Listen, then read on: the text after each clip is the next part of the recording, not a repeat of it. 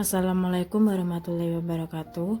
Hai teman-teman, saya Tirsa Guslia Nugroho akan menjelaskan materi yang berkaitan dengan psikologi konsumen. Apa saja sih materi yang berhubungan dengan psikologi konsumen ini? Materi yang akan saya bahas pada psikologi konsumen ini yaitu 1. Kepuasan konsumen. 2. Pengaruh faktor motivasi dalam perilaku konsumen. 3. Pengaruh faktor kepribadian dalam perilaku konsumen. Kepuasan konsumen. Di sini ada 4 pendapat para ahli mengenai kepuasan konsumen. Yang pertama, menurut Kotler pada tahun 2000, kepuasan konsumen merupakan tingkat perasaan seseorang setelah membandingkan antara kinerja produk yang ia rasakan. Kedua, menurut Oliver dalam Peter dan Olson pada tahun 1996, kepuasan konsumen yaitu rangkuman kondisi psikologi yang dihasilkan ketika emosi yang mengelilingi harapan tidak cocok dan dilipat gandakan oleh perasaan yang terbentuk mengenai pengalaman pengonsumsian. Yang ketiga, menurut Angel, Roger dan Miniard pada tahun 1994, kepuasan konsumen yaitu evaluasi pasca konsumsi untuk memilih beberapa alternatif dalam rangka memenuhi harapan.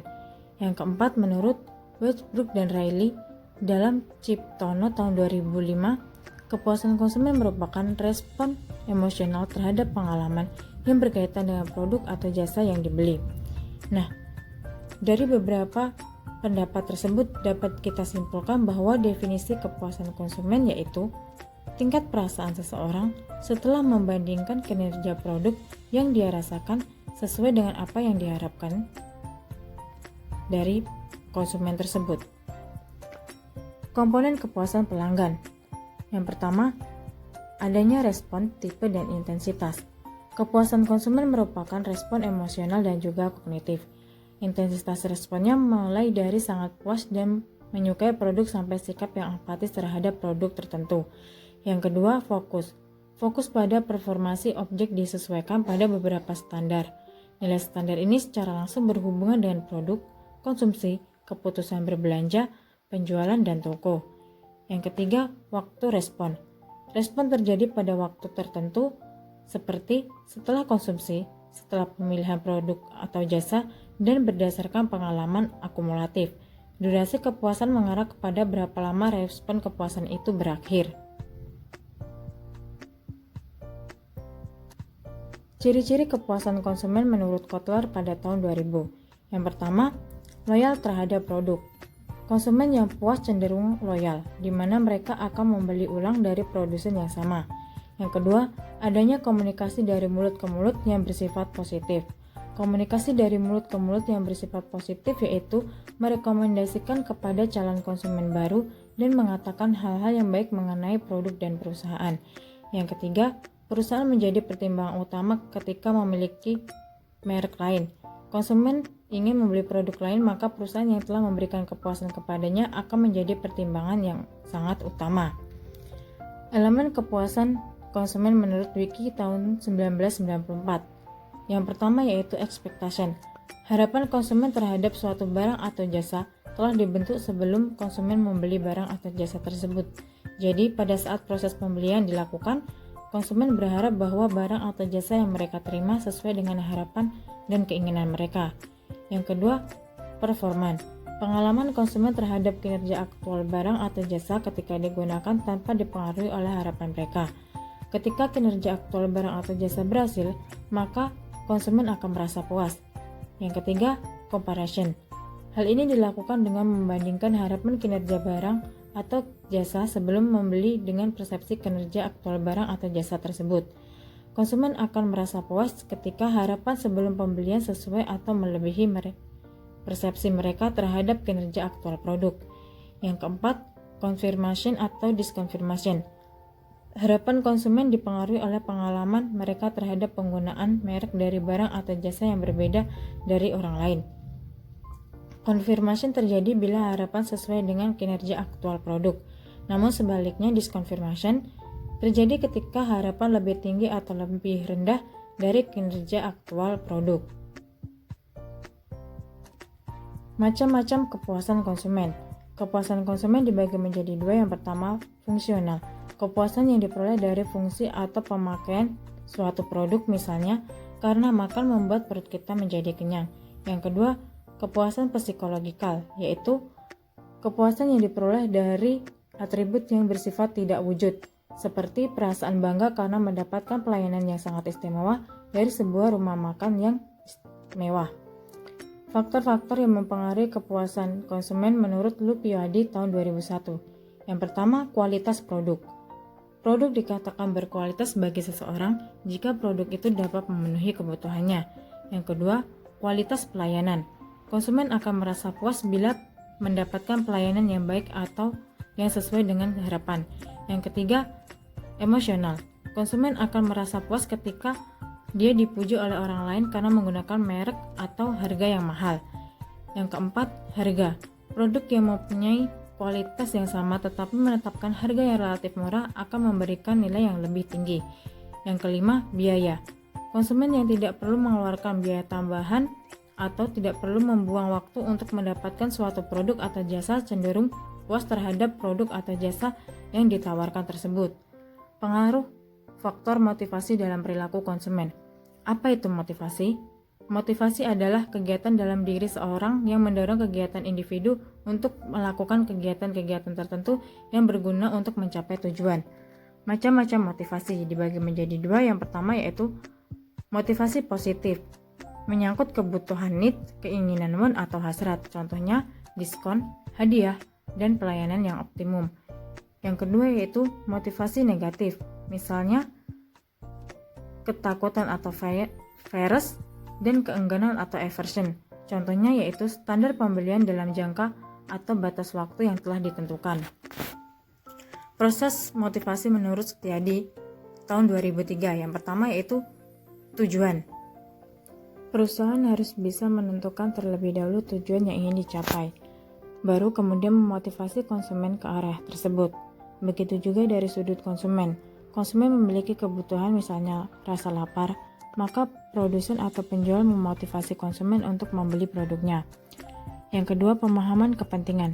Perusahaan harus bisa memahami keinginan konsumen, tidak hanya melihatnya dari kepentingan perusahaan semata. Tugas produsen atau penjual adalah memenuhi kebutuhan atau keinginan konsumen. Yang ketiga, komunikasi efektif. Berarti melakukan komunikasi dengan baik terhadap konsumen agar konsumen dapat mengetahui apa yang harus mereka lakukan dan apa yang bisa mereka dapatkan. Promosinya dapat dilakukan dengan berbagai bentuk seperti media sosial atau media cetak. Yang keempat yaitu integrasi tujuan. Proses motivasi diperlukan untuk menyatukan tujuan perusahaan dan tujuan kepentingan konsumen. Tujuan perusahaan adalah mencari laba serta perluasan pasar, sedangkan tujuan individu konsumen adalah pemenuhan kebutuhan dan kepuasan. Yang terakhir yaitu fasilitas. Perusahaan harus memberikan fasilitas agar konsumen mudah mendapatkan barang dan jasa yang dihasilkan oleh perusahaan tersebut.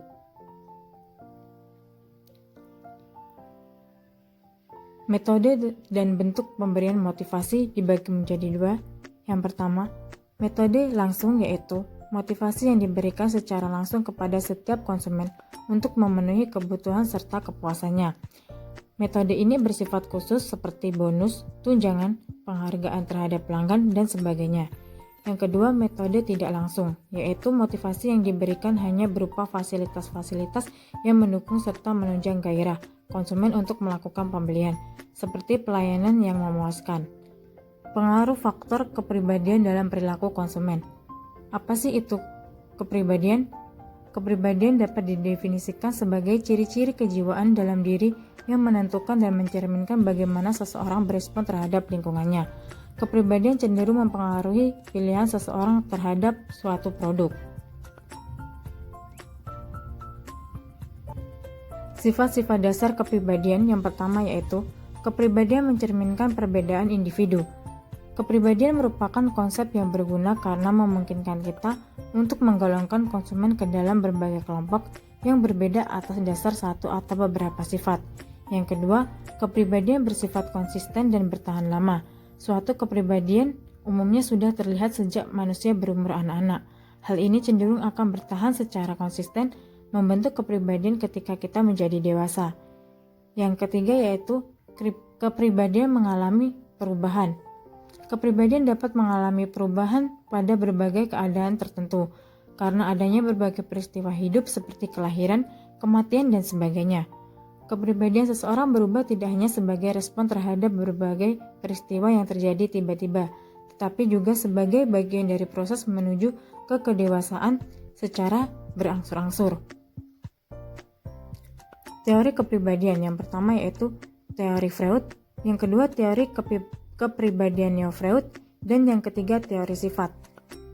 Teori Freud dibagi menjadi 3 sistem. Yang pertama yaitu ID, dirumuskan sebagai gudang dari berbagai dorongan primitif dan impulsif berupa kebutuhan fisiologis dasar seperti rasa haus dan lapar. Yang kedua yaitu superego, dirumuskan sebagai pernyataan dari individu mengenai moral dan kode etik yang berlaku di dalam masyarakat. Peran superego adalah menjaga agar individu tersebut memuaskan kebutuhan dengan cara yang dapat diterima masyarakat. Yang terakhir adalah ego, yang berfungsi sebagai pemantau dalam diri manusia yang berusaha menyeimbangkan tuntutan ID yang impulsif dengan kendala sosial budaya atas superego.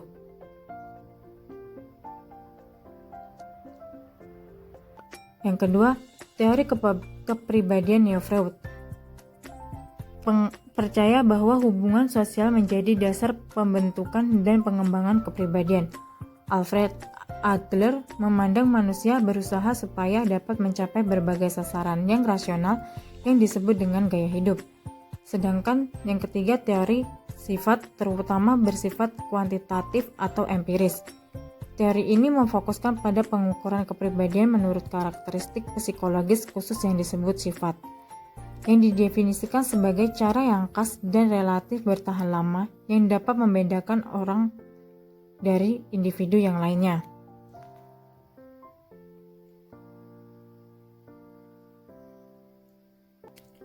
Kepribadian dan memahami perbedaan konsumen.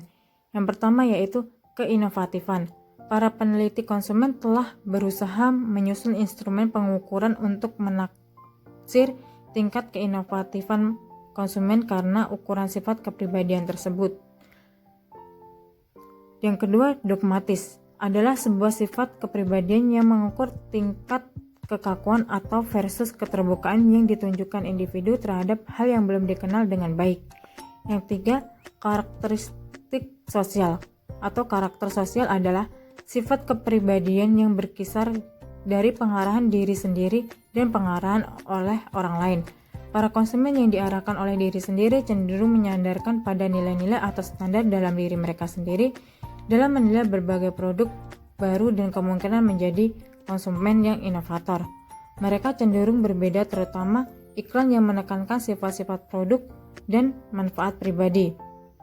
Sedangkan konsumen yang diarahkan oleh orang lain cenderung mencari petunjuk dari orang lain mengenai apa yang betul dan apa yang salah.